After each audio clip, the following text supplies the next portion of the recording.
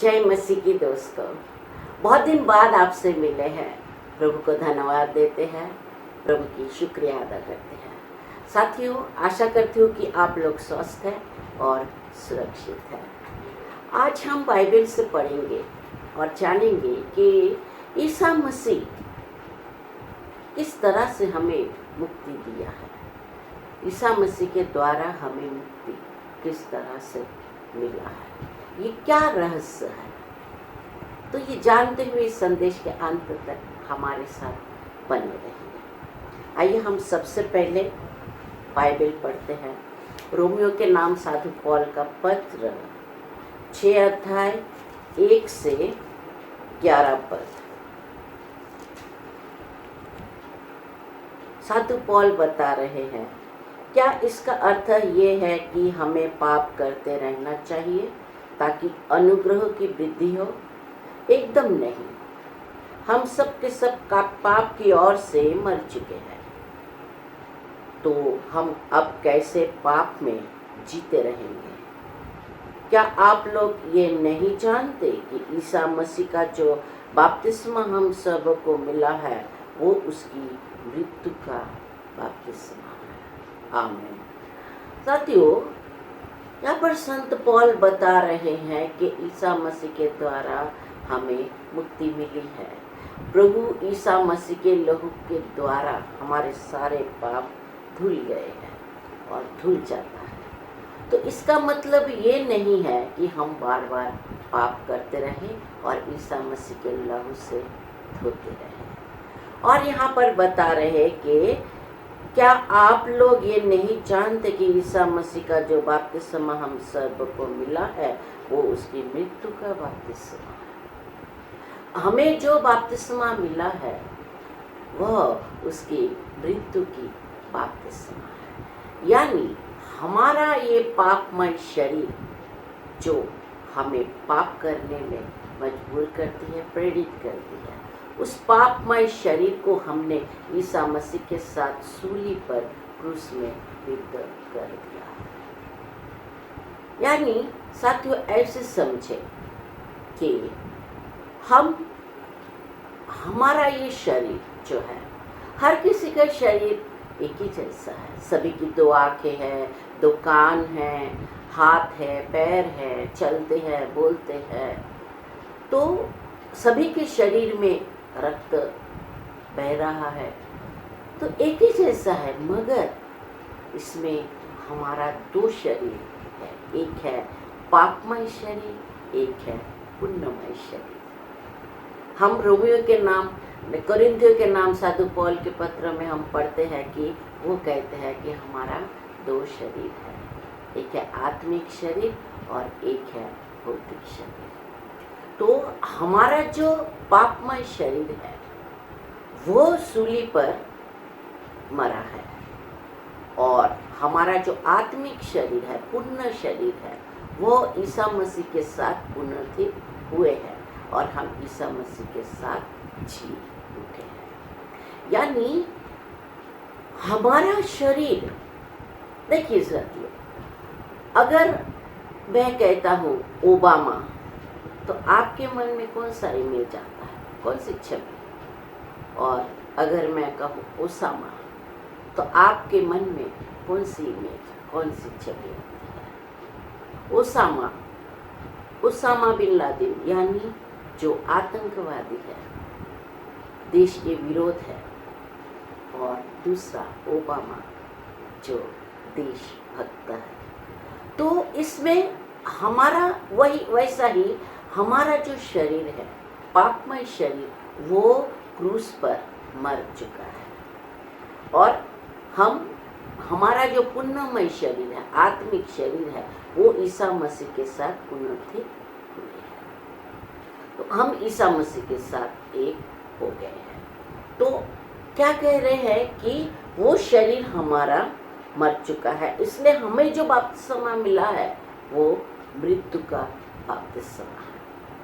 साथियों, दिक्कत इस बात की है कि हम सभी स्वर्ग में जाना चाहते हैं, मगर मरना कोई नहीं चाहता है। दुख, तकलीफ, पीड़ा, समस्या और मृत्यु, इसके बाद आता है आनंद, महिमा, गौरव और पुनरुत्थान।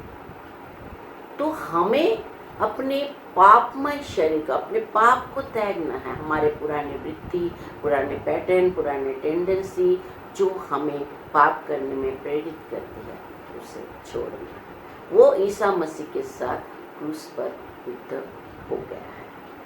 तो अगर फिर भी हम बार बार पाप करते हैं तो हम ईसा मसीह के क्रूस पर मरण को अपमानित करते हैं। जी हाँ साथियों, ऐसा ही है, मगर हमें सचेतन होना है। यहाँ पर संत पौल वही बता रहे हैं कि क्या आप लोग ये नहीं जानते कि ईसा मसीह का जो बपतिस्मा हम सर्व को मिला है वो उसकी मृत्यु का बपतिस्मा है। हम उसकी मृत्यु के बपतिस्मा ग्रहण कर उसके साथ इसलिए दफनाए गए कि जिस तरह मसीहा पिता के सामर्थ्य से मृत्यु में से जी उठे, उसी तरह हम भी एक नया जीवन जिए। क्या बात है। फिर 5 पद में कहते हैं, यदि हम इस प्रकार उसके साथ मरकर उसके साथ एक हो गए हैं तो हमें भी उन्हीं की तरह जी उठना चाहिए। आमीन। हमें कभी नहीं भूलना चाहिए हमारा पुराना स्वभाव उन्हीं के साथ क्रूस पर चढ़ाया जा चुका है, जिससे पाप का शरीर मर जाए और हम फिर पाप के दास ना बने, क्योंकि जो मर चुका है वो पाप की गुलामी से मुक्त हो गया है। आमीन। साथियों, यहाँ समझने वाली बात है कि संत पौल बता रहे 6 पद में, 6 अध्याय 6 और 7 पद में वो कह रहे हैं हमें कभी नहीं भूलना चाहिए, हमें कभी नहीं भूलना चाहिए कि हमारा पुराना स्वभाव उन्हीं के साथ क्रूस पर चढ़ाया जा चुका है, जिससे पाप का शरीर मर जाए और हम फिर पाप का दास ना बने, क्योंकि जो मर चुका है वो पाप के गुलामी से मुक्त हो गया है। आमीन। यानी साथियों, जो दंड हमें भुगतना था, हमारे पापों के कारण जो सजा हमें मिलनी चाहिए थी, वो सजा उसने भोगा है। यानी जो दंड आगा हमारे ऊपर था, हमें वो सजा मिलनी थी, हमें दंड दिया गया था, तो वो दंड उसने अपने ऊपर लिया, उसने वो दंड भोगा और हमें मुक्त कर दिया। इसलिए साथियों कहा जाता है कि जब हम ईसा मसीह पर विश्वास करते हैं और उसे मुक्तिदाता के रूप में ग्रहण करते हैं, तो ये भी हम पर लागू होता है कि हमारे पापों के कारण वो मर चुका है। और यहाँ संत पौल बता रहे क्योंकि जो मर चुका है वो पाप की गुलामी से मुक्त हो गया है। आमीन। Praise the Lord. हालेलुया। हमें विश्वास है कि यदि हम मसीहा के साथ मर गए हैं तो हम उन्हीं के साथ जीवन के भी भागी हैं। तो हम उनके जीवन के भागी हैं, उनके मृत्यु के भागी हैं और उनके साथ पुनरुत्थान के भी भागी हैं। क्या बात है। तो फिर बता रहे हैं क्योंकि हम जानते हैं कि मसीहा मृतकों में से जी उठने के बाद फिर कभी नहीं मरेंगे। ईसा मसीह सूली पर एक बार मरे, उन्हें बार बार मरने की जरूरत नहीं, वो एक बार मरे हैं और हम भी उनके उस लहू से हमारे सारे पापों को उन्होंने धो दिया है और हमें मुक्त किया है। अब आप लोग भी अपने को ईसा मसीह ऐसा ही समझे कि पाप के लिए मरा हुआ और ईसा मसीह में ईश्वर के लिए जीवित। तो हम पाप की ओर से मर चुके हैं, पाप की ओर से मरे हुए हैं और ईश्वर की ओर से हम जीवित हैं। यानी हमारे जो पुराने पाप है, वृत्तियाँ है, स्वभाव है, उसे हमने त्यागना है, उसे हमें छोड़ना है। हमारी गलत आदत, गलत व्यसन, हमारे पाप वृत्तियाँ, हमारे टेंडेंसी, ये सब कुछ हमें त्यागना है। चाहे वो जितना भी सुखमय हो, आनंदमय हो, हमें आनंद देने वाला हो, हमें खुशी देने वाली हो, आरामदायक हो, उसे हमें त्यागना पड़ेगा। और जभी साथियों इस त्याग की बात आती है, ये अगर हमें अच्छा कुछ चाहिए, हमें कुछ महत्वपूर्ण हासिल करना है, तो हमें त्यागना जरूरी है। और ये बात सिर्फ आत्मिक विषय पर नहीं, बल्कि हमारे सांसारिक और भौतिक विषय पर भी, उस पर भी ये नियम, ये फॉर्मूला लागू होता है। साथियों, आप देखिए, अगर आपको कुछ चाहिए तो आपको सबसे पहले देना पड़ेगा। आप जितना देंगे आपको उतना ही ज़्यादा मिलेगा। मगर जब भी देने की बात आती है, छोड़ने की, त्यागने की, आत्मत्याग, बलिदान, कुर्बानी, ये सब बात आती है तो लोग पीछे हटते हैं। लोगों को लगता है कि आत्मत्याग, बलिदान, देना, छोड़ना, कुर्बान, ये सब करके हम कंगाल हो जाएंगे। इससे लोग डरते हैं और पीछे हटते हैं कि ये सब करने से हम भिखारी हो जाएंगे। हम सब कुछ दे दिया, दान कर दिया, सब कुछ लुटा दिया, तो हमारे पास क्या बचेगा, इससे हमें क्या फायदा है। मगर साथियों, होता उल्टा है। जब हम देते हैं, यहाँ देने का मतलब ये नहीं है कि आपने सारे धन संपत्ति गरीबों में बांट दे, लुटा दे और आप रास्ते पे आ जाए। इसका मतलब ये कदा ही नहीं है। क्योंकि इसे ऐसे समझे, जब आप देते हैं, यानी ऐसे समझे जब आप कुछ पैसा इन्वेस्ट करते हैं तो वो बढ़ता है, वो आपके पास बढ़कर लौट कर आता है। जब आप कुछ पैसा बिजनेस में लगाते हैं, कोई भी बिजनेसमैन जब पैसा बिजनेस में लगाता है तो उसका पैसा बढ़ता है। जितना वो बिजनेस में लगाता है उतना उसे मुनाफा मिलता है। उसने अपने समय दिया, अपनी बुद्धि दी, अपना मेहनत, सब कुछ उसमें उसने लगाया है, तो उसे तो वो मिलने वाला है। उसने त्याग किया, बहुत कुछ कुर्बान किया, बहुत कुछ छोड़ा, तो उसे सफलता हासिल हुई। उसी तरह हमारे जीवन में जो कुछ भी है उससे हमें चिपकाव ना हो, लगाव ना हो, उस पर मोह ना हो।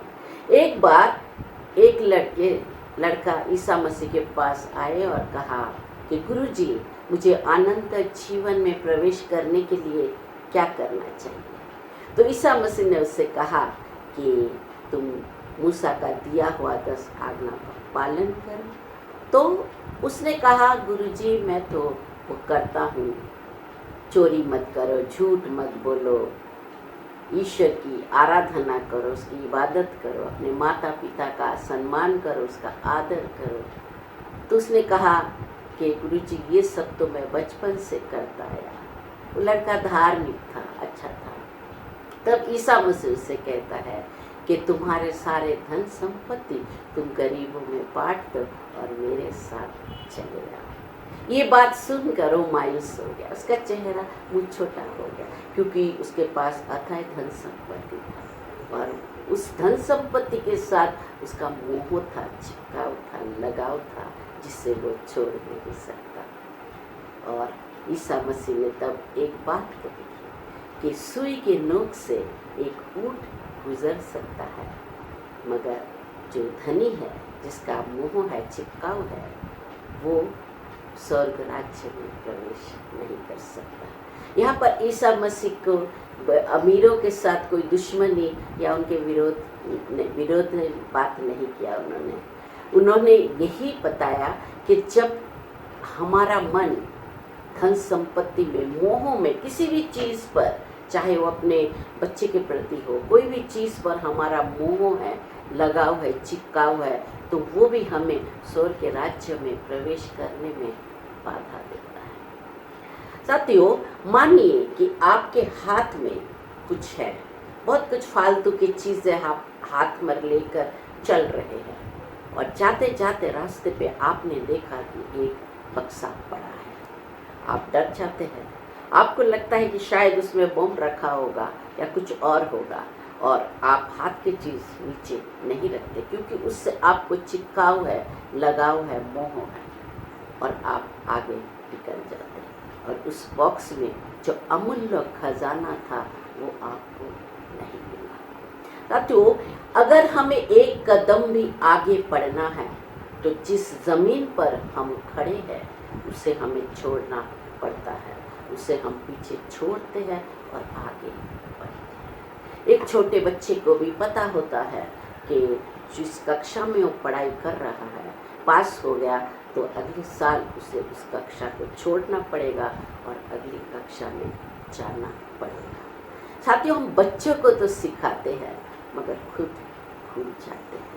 तो आत्मिक जीवन में भी वही है। पहले तो है दुख, तकलीफ, पीड़ा, यातना, त्यागना, आत्मत्याग, बलिदान, कुर्बानी, और फिर आता है आनंद, महिमा, गौरव और पुनरुत्थान। और इसी तरह हम प्रभु ईसा मसीह के साथ दुख हो गए हैं, उनके जीवन के सहभागी बने हैं और उनके साथ उन्नति हुए हैं। तो साथियों, हमें कब ये सचेतन करना है, समय कब है? समय तो निकल जाता है। और किसी ने एक बात सच कही है कि